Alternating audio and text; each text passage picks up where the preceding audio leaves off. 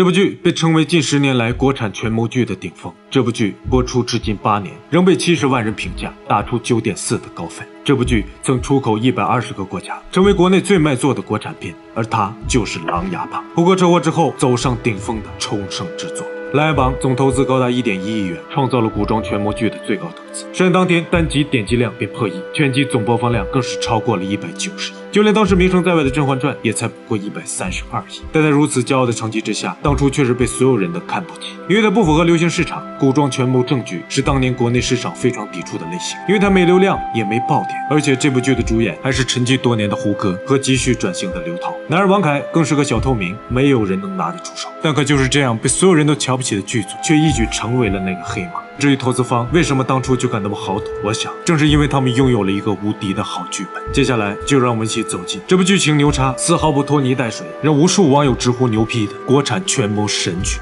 琅琊榜》。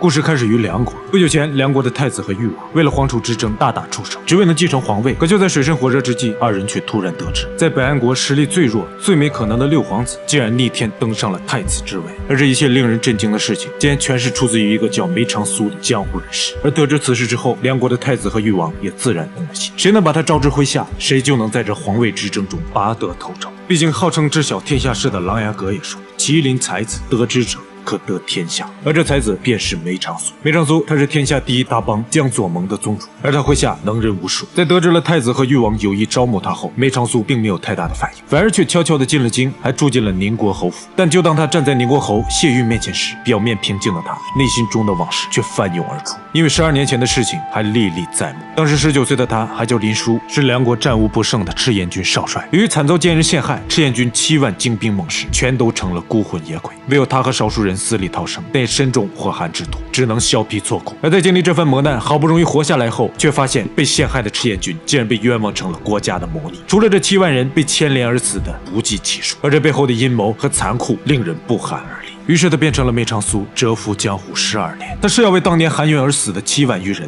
报仇雪恨，洗冤正名。可如今赤焰一案早已成了全国禁词，没有人知道当年的真相到底是什么，事情也早已定论。但现在需要有一只手来缓缓地揭开所有人。眼前的宁国侯便是当年的惨案参与者之一。谢于此人心机深重，老谋深算，心狠手辣。官至一品，掌管整个京城的巡防营，也是皇帝的亲妹夫，权柄赫赫。但虽表面中立，但暗地里却是太子党的中坚力量。此人便是梅长苏早期的主要对手之一。但此时宁国侯却并未认出他，不知他是林殊，也不知是梅长苏，只当他是儿子萧景睿的好友。但至于为啥老爹宁国侯姓谢，儿子姓萧，我们后面会提到。城府极深的梅长苏，他自然不会贸然出手。平静地见过谢玉之后，就一直在宁国侯府安心地住了下来。可这天，他年纪还尚小，调皮的护卫飞流却还是引起了注意。什么人敢在侯府撒野？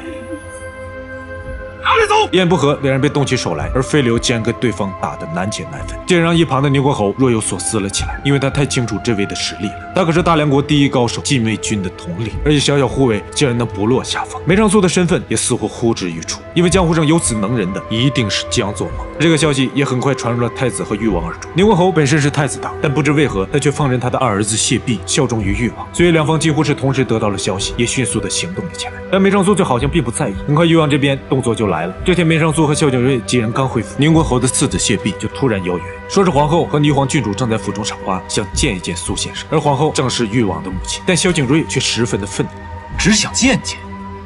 若不是冲着苏兄江左梅郎的身份，皇后娘娘无缘无故见他做什么？还有，接见时，皇后娘娘替誉王招揽施恩，你让苏兄如何应对？再者，若娘娘要有什么超乎寻常的恩重赏赐，你让苏兄接还是不接？无端陷朋友于两难之间，绝非道义所为。一番斥责之后，他带着梅长苏扬长而去。而誉王这边，梅长苏还未到手，霓凰郡主的比武招亲就已经开始了。霓凰是云南王府的郡主，而云南王府兵强马壮，独具一方。虽然王位是他弟弟继承，但霓凰战功赫赫，统领10万铁骑，在军中极有威望。而对于锱铢必争的太子和誉王，自然也不会放过这个机会。他们派出了重金的下属参与招亲，毕竟是谁娶了霓凰，谁就凭空多了一股不可小觑的军事力量。这边比武刚刚开始，梅长苏自然也跟着来到了现场。但太子和誉王看到他后，就争先上前想与之相交。可还没等说几句话，太皇太后就宣旨邀集人进宫请安，只留下了太子和誉王无奈的等候。于是梅长苏作陪入内，也第一次见到了霓凰郡主，但他的神色却略显复杂。可没想到，就在这时，太皇太后却竟然认出了他，到我这儿来。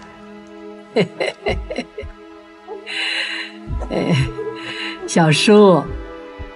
太皇太后这一喊，把所有人都喊懵了，但也只认为他是老眼昏花认错了人罢了。可不仅如此，太后还换来了郡主。你们什么时候成亲呢？而此时表面平静的梅长苏，心中却早已波澜不已。原来霓凰正是他的青梅竹马，当初定亲未娶的未婚妻。自从霓凰得知了林殊的死讯之后，他就至今未嫁，以身相守。但初次相见时，梅长苏忍住了；面对仇人时，他也忍住。可太皇太后的这一声小叔，却如晴天霹雳，劈得他久久不能回神。最后还是萧景睿的呼喊之下，他才反应过来。随着梅长苏魂不守舍的离开，12年的布局和谋划就要渐渐展开。但这次回来，他爱不得，也恨不得。他比任何人都要冷酷，因为他知道自己的对手到底是谁。他绝不能伤害到仅剩的7人。现在的大幕即将拉开，整个京城的风云也即将因梅长苏开始云涌。